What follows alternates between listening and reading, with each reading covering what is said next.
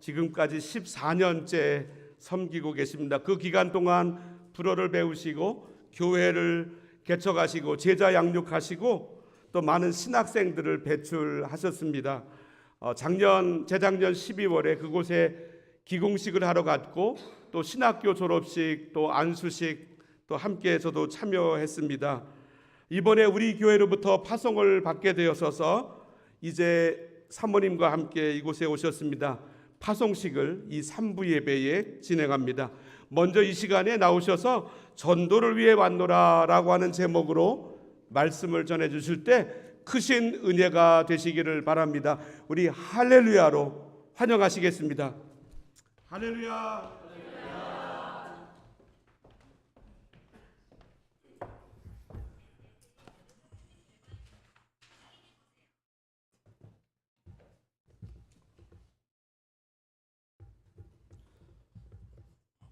잠깐 기도하겠습니다. 사랑의 아버지 하나님, 우리 하나님께서 코트디부아르와 브로콘 아프리카에서 펼치시는 그 선교를 함께 나눌 때에 하나님의 사랑으로 우리를 적셔주시고 충만케 하시고 그 사랑에 감동되어 우리의 마음이 불타오르게 하옵소서. 예수님의 이름으로 기도드립니다. 아멘. 여러분 다시 만나서 반갑습니다. 그리고 저와 아내를 이 캐나다까지 초청해 주셔서 진심으로 감사드립니다. 그리고 날마다 저희 코트디부아르와 또 브로콘 아프리카를 위해서 기도해 주셔서 감사를 드립니다. 제가 짧은 PPT를 준비했습니다. 코트디부아르와 브로콘을 좀 소개하기 위해서 준비했는데요. 저와 김인경 선교사 그리고 민서, 현서 이렇게 4명입니다. 잘 아시죠? 제 아들이 어디 있는지 잘 보이시고, 제 딸과 제 아내가 같이 있네요. 누가 딸일까요? 다음 사진 보겠습니다. 코트디부아르는 저렇게 서쪽에 있습니다. 브로콘이 대부분 중서부에 있어서 저희가 쉽게 서부 아프리카 브로콘이라고 얘기하고요. 저기 멋지게 서 있는 남자가 여러분 잘 아시는 디디에 드록바입니다. 코트디부아르에서 가장 유명한 사람. 여러분 코트디부아르 대통령 모르시죠? 근데 저 사람은 아시죠?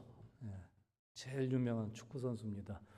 다음 사진 보시면요, 이게 이제 아프리카 위성 사진인데 맨 위에 3분의 1이 노랗습니다. 저기가 사하라 사막인데요. 저기가 다 이슬람 지역입니다. 저기에 속한 나라들은 대부분 98% 이상이 무슬림으로 구성된 나라들입니다. 다음 사진 보시면 저 위에 진한 색이 대부분 무슬림인 지역입니다. 세네갈, 말리, 니제르 이런 데는 98% 이상이고 기니가 86%, 부르키나가 대략 한 70% 이렇습니다. 그리고 북아프리카는 거의 99% 이상이고요.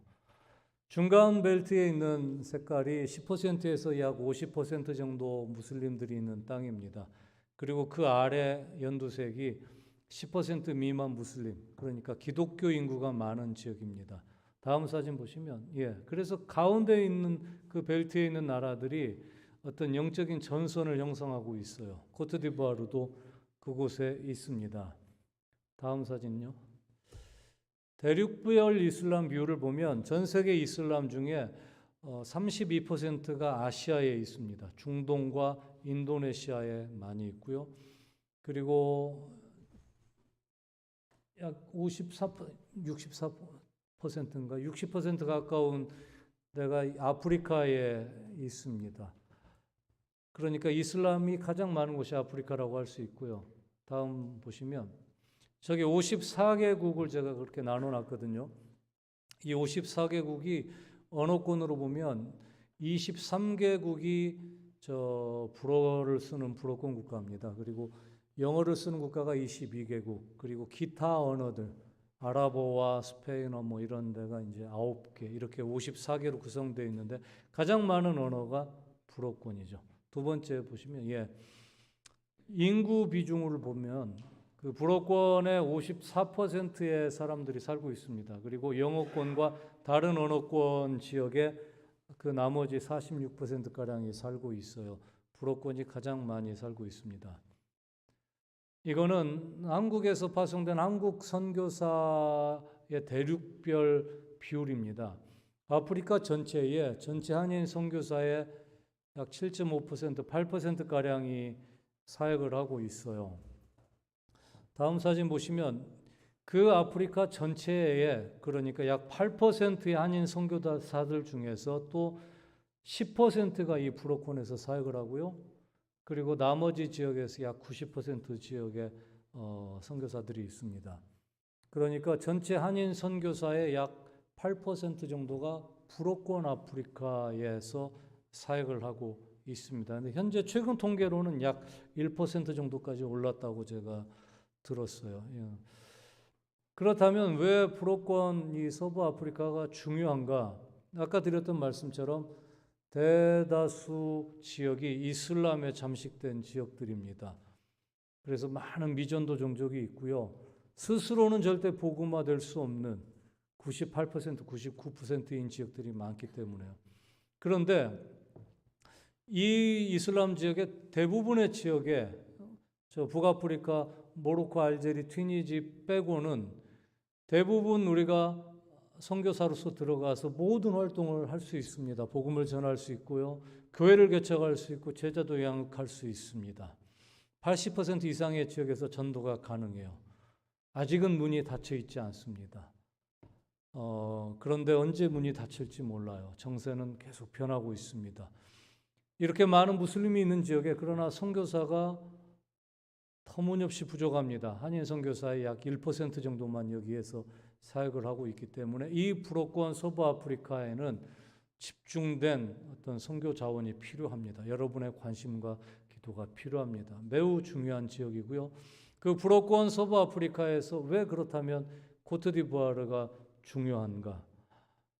브로콘 아프리카의 경제 중심지입니다. 브로콘 아프리카에는 15개로 구성된 이 경제 연합체가 있습니다. 그리고 같은 화폐를 쓰는 8개 나라가 있고 또 똑같은 화폐를 쓰는 6개 나라가 있습니다. 코트디부아르와 같은 화폐를 쓰는 8개 나라에 90년대에 그 화폐에 표시를 해서 보급을 한 다음에 몇 년 뒤에 그거를 추적해 보니까 80%의 화폐가 코트디부아르로 다시 몰려들었습니다. 명실상부한 경제 중심지고요. 프랑스 식민지 시대부터 그 브로콘 아프리카의 자원을 가져가기 위해서 프랑스 사람들이 항구를 비롯해서 철도와 도로 온갖 인프라를 코트디부아르에 설치를 했습니다. 그래서 관문 항구 도시가 있고 이 브로콘을 연결하는 관문 국가입니다. 브로콘 아프리카에는 아까 말씀드린 것처럼 수많은 사람들이 자유롭게 올 수 있어요. 이 경제연합체 15개 국가는 비자 필요 없이 그저 자기 신분증만 가지고 마음껏 왕래할 수 있고 유럽연합과 똑같습니다. 자유롭게 저희 나라에 들어와 살 수 있습니다. 그래서 굉장히 많은 주변 이민자들이 저희 코트디부아르에 들어와 있고 그들이 코트디부아르의 문화를 또 자기 나라에 보급을 합니다. 이 보시면 코트디부아르가 저 파란색이 저희 경제 수도 아비장인데 여기에서 에어 코트디부아르가 저렇게 많은 노선을 연결하고 있습니다. 브로콘의 나라들과 도시들을 다 연결하고 있고 최근에는 저 남아공까지 취항을 맨 아래 보시면 남아공에도 취항을 시작을 했습니다. 코트디부아르에 주변국 사람들이 많이 몰려들어요. 현재 통계적으로 2,800만 명이 코트디부아르에 살고 있다고 얘기하는데 그중에 약 1,300만 명은 주변국 이민자들입니다. 세네갈부터 기니, 기니비사우, 감비아, 라이베리아, 시에라리온, 토고, 베냉, 말리, 가나, 부르키나, 니제르, 차드, 나이지리아, 카메룬, 가봉, 콩고, 콩고 브라자빌 다 와 있습니다. 엄청나게 많은 이민자들이 있어요. 그래서 40% 이상이 이민자이기 때문에 저희는 항상 물어봐요. 당신은 어디 사람이냐고. 왜냐하면 2명 중에 1명은 코트디부아르 사람이 아니거든요. 통계적으로 그런데 실제로는 더 많다는 얘기가 있습니다. 저희 코트디부아르 종교를 보면 이슬람이 약 52% 정도 되고요. 가톨릭이 25% 그리고 개신교와 각종 이단들, 독립교회들 다 합치면 10% 정도 이렇게 통계가 잡혀 있습니다.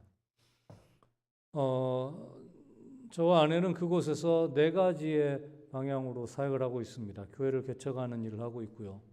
또 제자를 양육하는 일을 하고 있고 신학교 사역을 하고 있고 목회자 세미나를 하고 있습니다. 하나씩 보면 이건 저희 이제 코트디부아르 선결교회의 비전입니다. 저희의 비전은 우리 코트디부아르 선결교회는 제자를 양성하여 코트디부아르와 아프리카를 변화시킨다. 이것을 위해서 우리는 말씀과 교제와 기도와 전도를 멈추지 않는다. 이것이 저희의 비전입니다.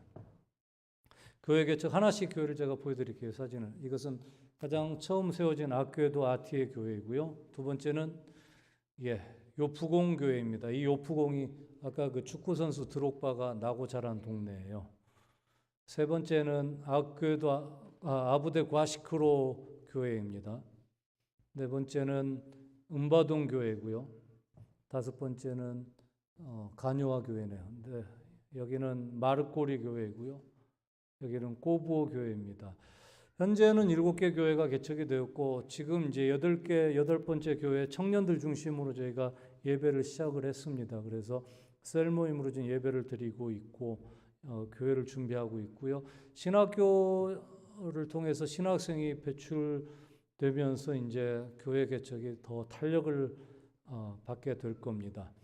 다음 보시면 목회자 세미나입니다. 이것은 코트디부아르만이 아니라 전 불어권을 다니면서 하는 사역인데 성경을 1독 이상 읽은 목회자들이 10% 정도밖에 안 되더라고요. 딱 두 군데 중앙아프리카하고 세 군데네. 중앙아프리카하고 코트디부아르 부아케라는 도시하고 기니의 은제레꼬레라는 세 군데에서만 약 15% 정도의 사람이 성경을 일독했고 나머지는 다 10% 미만이었어요.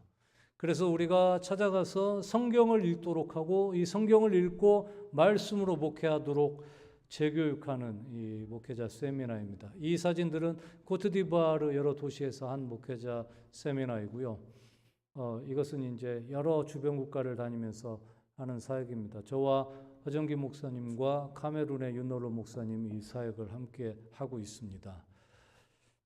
신학교는 2017년에 저희가 시작을 했습니다. 그래서 요프공 교회와 그 인근 교회를 빌려서 몇 년간 수업을 하다가 이제 장소가 너무 열악해서 지난달에 집을 한 채 임대를 했습니다. 그래서 그곳에서 수업을 지금 하고 있고요. 졸업생을 한번 배출했고 그리고 목회자 목사 안수식을 한번 줬습니다. 이게 저희 신학교입니다. 청년 공동체는 제가 양육하는 한 20여 명의 청년들이 있습니다. 그래서 지속적으로 양육을 하고 이들을 통해서 지금 이제 교회를 준비하고 있어요. 주일 예배를 같이 드리고 있고 이 청년들과 함께 제가 그 도시들을 다니면서 전도하는 전도 집회를 합니다. 다음 사진은 한 6시간쯤 서쪽으로 떨어진 메악이라는 지역에 가서 2박 3일간 저희 청년들과 양육 세미나도 하고 저녁에는 전도 집회하고 오전에는 양육 세미나, 오후에는 전도, 저녁에는 전도 집회를 한 그 사진입니다. 다음 사진은 이제 저희 센터 부지입니다. 여러분께 깊이 감사드리는 것은 저희가 센터가 없어서 늘 보따리 장수처럼 이렇게 저렇게 임대하고 다니면서 어렵게 사역을 하고 있는데 오사나 교회가 기도하고 또 후원해 주셔서 저희가 선교 부지를 구입할 수 있게 됐습니다. 저기가 약 1헥타 좀 이상의 땅인데 개발 직전에 저 땅 가격이 한화로 약 4억 5천만 원이면 한 45만 불 정도 되나요? 45만 불 정도 되는 건데 저희가 개발자로서 들어가면서 여기가 잘 돼서 약 10분의 1 가격으로 저 땅을 살 수 있게 됐습니다. 4만 5천 불. 호산나 교회에서 2만 5천 불을 후원해 주셨고 건축을 위해서 미리 저희가 후원받은 것에서 2만 불을 대지 구입비로 사용하면서 저 땅을 구입할 수 있게 됐습니다. 지금 개발이 시작되면서 이미 저희 땅만 해도 70만 불 이상 이렇게 올랐고요. 아마 개발이 다 되고 팔리기 시작하면 100만 불 정도까지 가격이 오를 것 같아요. 아직 이제 그 건축원금에서 쓴 2만 불을 채워놓도록 또 후원이 필요합니다. 기도해 주시기 바라고 여러분의 후원에 다시 한번 깊이 감사를 드립니다. 저것은 이제 그 센터에 세워질 신학교 건물입니다. 조감도입니다. 저렇게 지을 예정이고요. 다음 사진은 이제 게스트하우스고, 그리고 그 센터에 이제 센터 교회를 개척할 건데 그 교회에 대한 조감도는 아직 완성이 안 됐습니다. 센터를 통해서 저희가 센터 교회 그리고 신학교 이렇게 운영을 해서 센터 교회는 이제 저희 선교교회를 개척하고 하는 일을 주관할 것이고, 신학교에서는 목회자를 재교육하고 목회자를 양성하고 선교사를 양성하는 그리고 제자를 양육하는 그 일들을 하게 될 겁니다. 여러분 코트디부아르의 선교센터를 위해서 많이 기도해 주시고 또 관심 가져주시기를 바랍니다. 짧게 말씀을 나누겠습니다. 제목을 전도를 위해서 왔노라 이렇게 정했는데요. 제가 선교사가 된 동기는 다른 사람보다는 좀 단순했던 것 같아요. 두 번의 선교사님들의 선교 보고를 듣고 제가 헌신을 했습니다. 군대를 막 제대하고 94년에 제대하고 95년에 제가 청년회장을 하고 있을 때 방글라데시아에 계셨던 선교사님이 오셔서 그분이 처음 방글라데시아에 도착하던 날에 그 얘기를 해주는데 제가 그 얘기를 듣고 하염없이 울었습니다. 그분이 한 얘기가 뭐냐면 밤에 도착을 했는데 마중 나온 사람과 차를 타고 가는데 광야에 거적대기들이 여기저기 있더라는 거예요. 저게 뭡니까? 그랬더니 그날 굶어 죽은 사람들을 그렇게 거적대기로 덮어놨다는 거예요. 그리고 내일 아침에 트럭이 가면서 아마 싹 시체를 실어 갈 겁니다. 이 얘기를 듣고 제가 하염없이 울었습니다. 하나님이 얼마나 마음 아파하실까. 잃어버린 영혼, 밥 한 끼 못 먹는 저런 사람들이 저렇게 많다니. 제가 그날 하나님 저를 사용해 주세요라고 제가 하염없이 울고 제 삶을 드렸습니다. 제가 선교사가 되겠습니다. 주님을 섬기는 사람이 되겠습니다. 이렇게 했고요. 선교사가 되기 위해서 이제 선교를 배우려고 선교 단체들을 많이 접촉을 했어요. 기아대책기구에 찾아가서 그때 한 10주간 정도 주말 훈련을 받을 때 그걸 다 마치고 수료하는 수료식에 아프리카 르완다에서 계셨던 선교사님이 오셔서 90년대 초에 그 르완다에 있었던 인종 청소, 내전 여러분 들으셨죠? 후치족과 투치족 그 인종 청소, 이때 일어난 그 일을 인종 학살 그 얘기를 또 해주시는데 제가 또 하염없이 울었습니다. 어떻게 이런 일이 가능하냐? 그래서 제가 주님의 마음을 그때 느끼고 제가 그때 하나님 아프리카로 헌신하겠습니다. 아프리카 선교사가 되겠습니다. 이 두 번의 선교 보고를 통해서 선교로 헌신하고 또 아프리카 선교사로 헌신했습니다. 너무 많이 울고 보니까, 왜냐하면 주님이 나를 이렇게 사랑하셨는데 나는 뭘 할 수 있는가? 갚을 수가 없는 그 주님의 사랑이 너무 크다 보니까 그냥 많이 울었어요. 울고 나니까 그렇게 삶을 내어드리는 건 그렇게 어렵지 않더라고요. 생각보다. 눈물이 있으면 그게 돼요, 여러분. 하나님의 사랑을 우리가 은혜라고 하는 이유는 뭐냐면 우리가 요구한 적이 없는데 하나님이 그냥 부어주셨거든요. 그리고 하나님이 우리한테 그걸 갚으라고 한 적이 없어요. 그리고 갚으라고 하셔도 우리가 갚을 수가 없어요. 그래서 그걸 우리가 은혜라고 합니다. 제가 그 하나님의 사랑을 은혜로 경험을 하고 나니까 그냥 터져나오는 거는 눈물이고 그냥 신음이에요. 그냥 울고 나서 내가 어떻게 하나님 어떻게 내 삶을 드릴까요? 너무 단순했어요. 그렇게 삶을 드리게 됩니다. 선교사가 되고 이제 선교사로 살다가 한국에 방문하면 안식년에 선교 보고를 하게 되거든요. 그런데 한국의 교회들을 방문해서 선교 보고를 하다가 많은 교회와 성도들에게 그 선교에 관한 몇 가지 생각의 오류가 있는 걸 제가 발견하게 됩니다. 첫 번째는 뭐냐면 선교와 전도를 해외와 국내로 이렇게 나눠서 생각하는 거예요. 국내 전도, 해외 선교. 근데 이렇게 생각하면 전도는 급하니까 필수, 그리고 해외 선교는 나중에 우리가 교회가 성장하고 여유가 있을 때, 지금 우리나라에도 복음을 듣지 못한 이렇게 많은 사람들이 있는데 왜 얼굴도 모르는 그 사람들까지 우리가 신경을 써야 돼? 에너지는 그곳에는 나중에. 이렇게 되니까 해외 선교는 나중에 뒷전이 돼버리는 거예요. 중요하지 않은 것.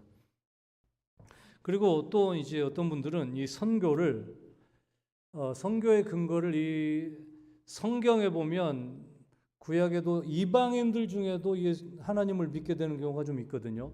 그런 몇 가지 구절을 가지고 선교의 근거를 찾는 거예요. 봐라, 예수님 오기 전에도 이방인들 중에도 그 하나님을 믿게 된 사람들이 있다. 선교의 근거가 이 성경에 있다라고 이렇게 생각을 해요. 근데 그렇게 선교를 보면 선교는 이 성경의 많은 가르침 중에 그냥 하나인 거예요. 아주 작은 것이 돼요. 그래서 그냥 부수적인 요소예요. 우선적인 것이 아니라 성경의 아주 많은 가르침 중에 택할 수 있는 아주 작은 요소가 돼버리는 거예요. 그래서 이런 생각들이 쌓이니까 많은 사람들이 선교는 선교사들과 같은 아주 특별한 사람들의 몫이 되는 거예요. 그들의 전유물이고 나는 뭐 그저 가끔 선교 헌금을 하고 뭐 그렇게 하는 거지 뭐 이렇게 생각을 하는 겁니다. 여러분 중에도 그렇게 생각하시는 분이 있을지 모르겠어요. 그렇지 않았으면 좋겠는데 사실 선교와 전도는 이렇게 나누는 것이 좋습니다. 전도는 예수님을 전하는 겁니다. 따라해 볼까요? 전도는 예수님을 전하는 것이다. 전도는 도를 전하는 건데 예수님이 바로 말씀하셨어요. 내가 곧 길이고 진리고 생명이고 나로 말미암지 않고는 아버지께로 올 자가 없느니라. 요한복음 14장 6절에 그렇게 말씀하셨거든요. 예수님이 곧 길입니다. 우리는 그 길을 전하는 거예요. 전도는 예수님을 전하는 겁니다. 이것이 핵심이에요. 기독교의 핵심입니다. 그럼 선교는 뭐냐? 그 예수님을 전하기 위한 모든 활동이에요. 전도를 포함한 모든 활동입니다. 이 예수님을 전하기 위해서 할 수 있는 모든 것을 하는 것이 바로 선교예요. 그래서 선교에는 모든 것이 포함됩니다. 구제 사역도 포함되고요. 학교를 세우는 것, 병원을 세우는 것, 고아원을 하는 것, 떡을 나누는 것, 모든 것이 이 선교인 거예요. 그래서 선교가 없는 전도는 없습니다. 선교를 통해 사랑을 보여주지 않는데 예수 믿는 사람은 없거든요. 이 예수님을 전하기 위해서 우리가 할 수 있는 모든 것을 다 하는 것, 이것이 선교입니다. 그래서 국내 전도, 해외 선교로 나누는 것이 아니라 예수님을 전하는 것이 전도고 그 예수님을 전하기 위해서 모든 것을 다 하는 것이 선교라고 우리는 그렇게 구분을 해야 해요. 국내와 해외로 나누는 구분은 적절하지 않습니다. 그런데 이 선교는요, 성경의 작은 일부분이 아닙니다. 이 선교는 어디서부터 시작됐나요? 누구로부터 시작이 됐나요? 이 선교는 하나님으로부터 시작이 됐습니다. 하나님이 바로 선교를 하신 분입니다. 하나님이 왜 여러분 세상을 창조하셨어요? 하나님이 뭔가 부족해서 세상을 만드셨습니까? 하나님이 인간을 만들고 인간이 재롱 떠는 것을 보고 즐거워하려고 여러분을 만드셨어요? 하나님 그렇게 세상 만드신 거 아닙니다. 성부, 성자, 성령 하나님 안에는요 사랑으로 가득합니다. 이 사랑은 완전하고 이 사랑은 아무것도 부족하지 않아요. 그런데 하나님이 이 사랑을, 이 좋은 사랑을 나누시려고 세상을 만드신 거예요. 우리 인간을 만드신 거예요. 이 사랑을 누리라고 만드신 거예요. 이것이 창조의 동기입니다. 하나님의 사랑이 창조의 동기예요. 그렇게 창조하실 때 인간이 배신할 거라는 거 모르셨을까요? 시공간을 초월하신 하나님 아셨습니다. 그런데 그런 일이 벌어지면 그럼에도 불구하고 내가 내 목숨을 던져서라도 다시 그 인간들, 내 자녀들을 내가 살려내겠다라고 결심한 그 하나님의 결단이 그 창조에 들어있어요. 하나님의 사랑으로 가득 차 있는 거예요. 그래서 하나님이 인간을 만드시고 먹이시고 사랑하시고 구원하시고 그걸 위해서 예수 그리스도를 이 땅에 보내셔서 피 흘리게 하셔서 우리를 다시 살리시고 다시 오셔서 그 인류의 역사를 완성하실 그 모든 것, 하나님이 하고 계시는 그 모든 것이 사실은 선교예요. 그것이 하나님의 선교입니다. 끊임없이 변함없는 사랑으로 이 인류의 역사를 이끌어가고 계시는 것, 이것이 하나님의 선교입니다. 선교는 작은 것이 아니라 하나님의 활동의 모든 것을 선교라고 말하는 거예요. 선교는 보잘것없는 작은 성경의 한 일부분이 아닙니다. 하나님의 활동의 모든 것이 바로 선교입니다. 그런데 그 선교의 중심에 뭐가 있습니까? 예수님이 있습니다. 예수님을 빼고는 이 하나님의 선교가 설명되지 않아요.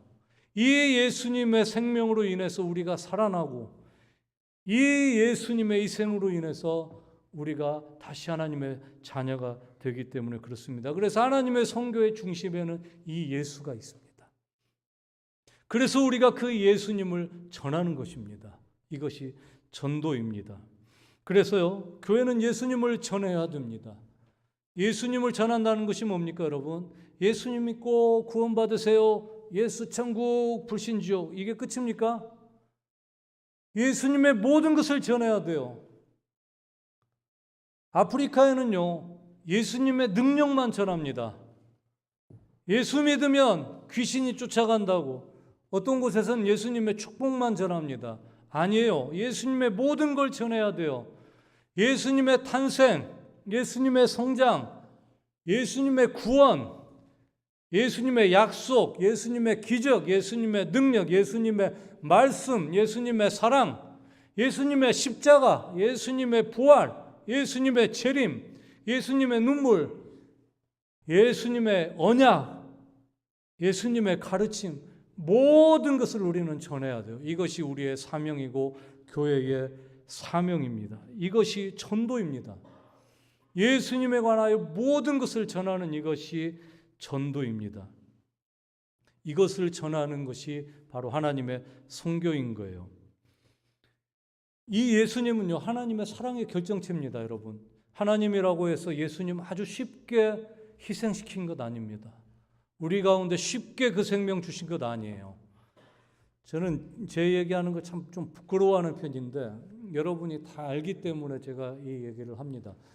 4년 전에 제 아내가 이제 신장이 망가져서 제 신장을 줘서 이식 수술을 했습니다. 그래서 하나님의 은혜로 다시 살아나서 이제 건강을 회복했는데 2012년에 아내가 말라리아로 정말 위험했을 때 그 이후로 이제 신장 기능이 쭉 떨어졌기 때문에 저희는 언젠가 이 이식 수술을 하게 될 날이 온다는 것을 알고 늘 마음의 준비가 돼 있었어요. 저희의 기도 제목이었고. 근데 이제 신장 기능이 거의 바닥에 왔을 때 아내가 그냥 장난 삼아서 애들에게 물어봤어요. 야, 딸, 넌 엄마한테 신장 줄 수 있어? 내가 주지 뭐. 우리 딸은 아주 믿음? 아니면 생각이 없는 건가? 이게 아주 그냥 아들한테도 물어보더라고요. 아들, 너 엄마한테 신장 줄 수 있어? 했더니 줘야겠지. 현서는 이렇게 대답했어요. 이렇게 대답하고 군대로 도망갔습니다. 근데 저는 그걸 듣고요, 막 마음에 불이 타오르는 거예요. 그런 일은 있을 수 없어. 내가 줘야지. 어떻게 내 딸의, 내 아들의 몸에 칼을 대? 난 그 꼴 못 봐. 나는 그 꼴 못 봐. 아무리 내 아내에게 주는 거지만 내 자녀들에게 칼을 대서 그걸 빼서 주면 나는 그 꼴 못 봐. 근데 만일에 내 딸의 신장을, 내 아들의 신장을 빼서 어떤 강도 같은 사람에게 준다? 살인자에게 준다? 상상도 못해요. 신장은 고사하고 머리카락 잘라가지고 주는 것도 저는 허락 못할 것 같아요. 내가 목사고 선교사인데요, 그거 저 못할 것 같아요. 어림도 없습니다. 그래서 저는 함부로 내가 하나님의 사랑을 이제 느낍니다, 이해합니다, 이 말을 못하겠어요. 왜냐하면 그건 너무 불경스러운 일인 것 같아요. 내가 하나님의 사랑을 이제 깨닫습니다. 택도 없어요. 택도 없어요. 하나님이 우리 가운데 예수님의 생명을 내어주신 것, 그거 쉬운 일 아니었습니다. 예수님을 십자가에 매달아서 물과 피가 다 빠져나가도록 봐라. 내가 너희를 이렇게 사랑했노라고 매달아 놓으시고, 이게 내 사랑이다. 예수님은요, 마지막에 온 힘을 짜내서 한마디 하실 수 있을 때 이렇게 얘기했습니다. 아버지요, 아무것도 모르는 이 백성들 제발 용서해달라고 그 한 말씀 남기고 세상을 뜨셨어요. 이것이 하나님의 사랑입니다. 이 사랑으로 끝까지 우리를 끌어가고 계시고요, 변함없이 사랑하고 계십니다. 너 외롭니? 너 우울하니? 내 사랑은 변하지 않아. 너 실패했니? 내 사랑은 변하지 않아. 이것이 하나님의 선교입니다, 여러분. 선교는 하나님이 하시는 거예요. 성경의 작은 일부분이 아니라 이것이 하나님의 선교입니다. 그럼 우리가 아는 하나님의 백성의 선교는 뭡니까? 그 사랑 때문에 어쩔 줄 몰라서 그냥 거기에 뛰어드는 거예요. 갚을 수 없는 이 은혜 때문에 그냥 거기에 뛰어드는 거예요. 여러분, 예수님이 오병이어로 수만 명을 먹이실 때에 수만 명 앞에, 예수님 앞에 그 오병이어 들고 나온 사람은 이게 얼마나 초라했을까요? 예수님, 이 보잘것없는 이게 뭐라도 되겠습니까마는 일단 드려봅니다. 수만 명 앞에서 이 빵 5개, 물고기 2마리 얼마나 초라해요? 그러나 드리는 거예요. 이 아프리카에 가득 찬 무슬림들 앞에 제가 서가지고 생각해 보면 내 삶이 얼마나 초라한지 몰라요. 하나님, 내가 발버둥 치고 이곳저곳을 다닌다고 해도 이 많은 무슬림 앞에 나는 오병이어도 못 되는데 어떻게 할까요? 그러나 그냥 드려보는 거예요. 여러분, 여러분의 삶을, 여러분의 시간을, 여러분의 물질을 드려보는 거예요. 이것이 우리가 할 수 있는 우리의 선교입니다. 하나님의 백성의 선교인 거예요. 그 사랑을 받은 자, 그 사랑을 은혜로 받아본 사람은 눈물 흘릴 수밖에 없게 되고요, 동참할 수밖에 없게 됩니다. 이것이 우리의 선교입니다. 그래서 성경의 몇 구절이 선교의 근거가 되는 것이 아니라 하나님의 태초부터 계속해서 하고 계시는 그 사랑의 활동이 선교이고, 성경은 그것을 기록한 기록물이에요. 하나님의 선교의 활동에 의해서 탄생한 산물이 바로 이 성경이에요. 선교가 크고 성경은 그 기록물인 겁니다. 여러분, 우리가 이걸 알아야 돼요. 선교에는 국내와 해외의 구분이 없는 거예요. 예수님을 전하는 것이 전도인데 예수님의 모든 것을 전하는 것이 전도입니다. 그걸 전하기 위해서 우리가 할 수 있는 모든 것을 하는 것이 선교입니다, 여러분. 이것이 바로 우리의 선교입니다. 그래서 국내 해외 구분 없이 여러분의 삶의 터전에서 여러분은 선교사로 살아야 되는 거예요. 선교적인 삶을 사는 것이 아니라 선교사로 사는 거예요. 여러분이 입술을 열어 복음을 전해야 됩니다. 예수님의 모든 것을 전해야 되는데 내가 예수님을 전하면 듣습니까?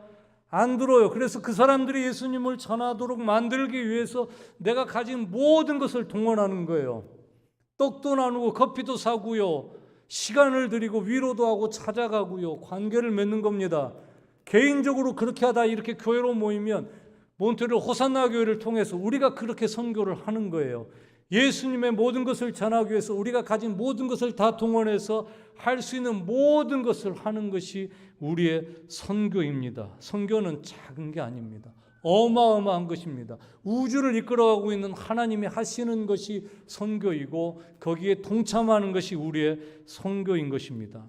특별히 불어권 아프리카 같이 스스로 선교할 수 없는 곳, 99%인 곳에 어떻게 스스로 교회가 서겠어요?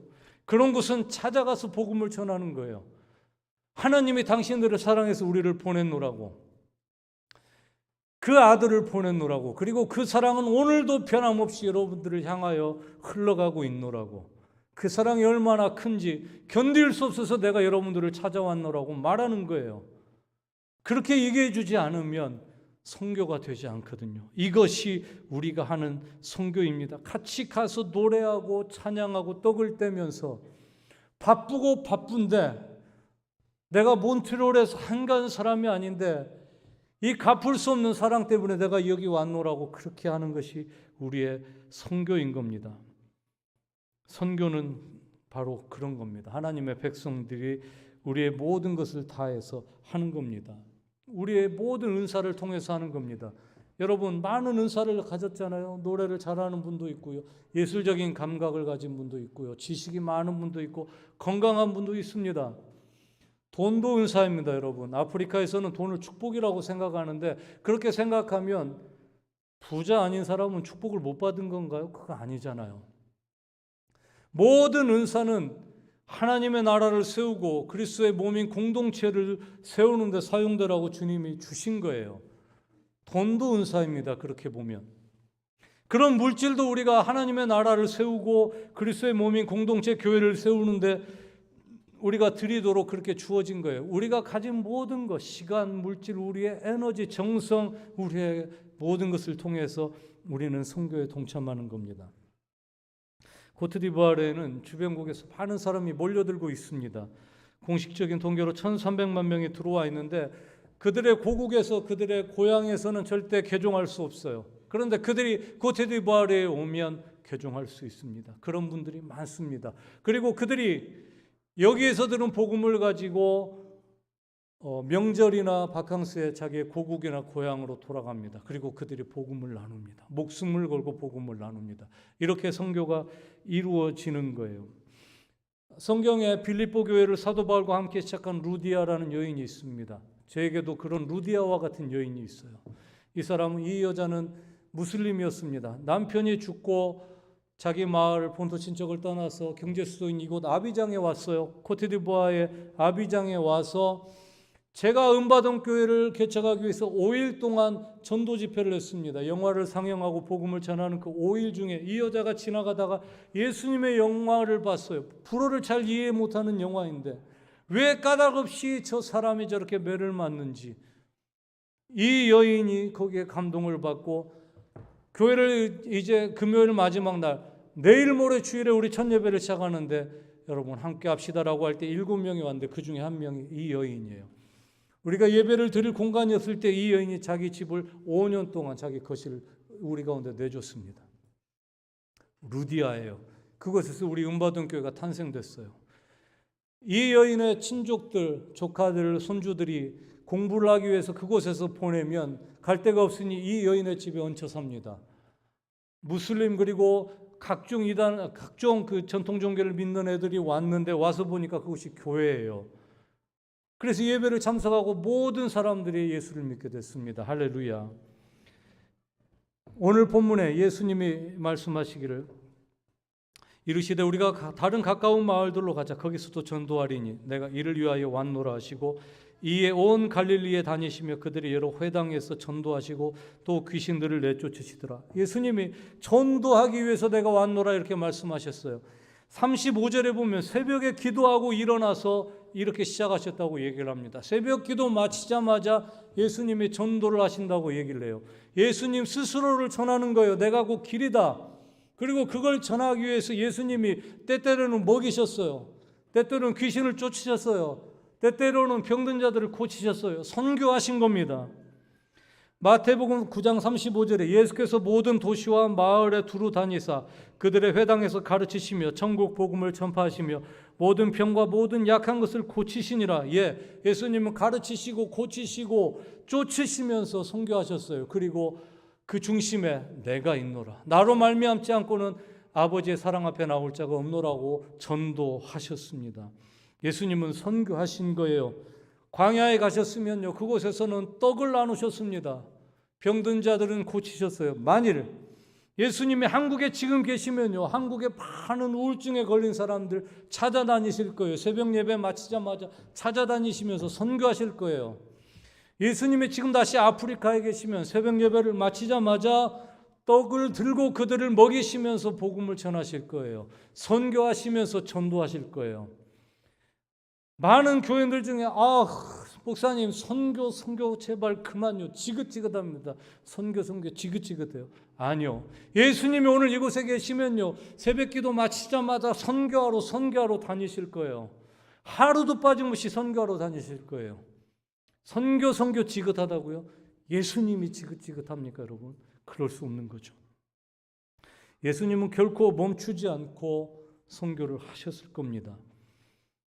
오늘 우리에게 주어진 모든 것을 가지고 우리는 선교사로 살아야 합니다. 이것이 하나님의 선교에 동참하는 하나님 백성의 선교입니다.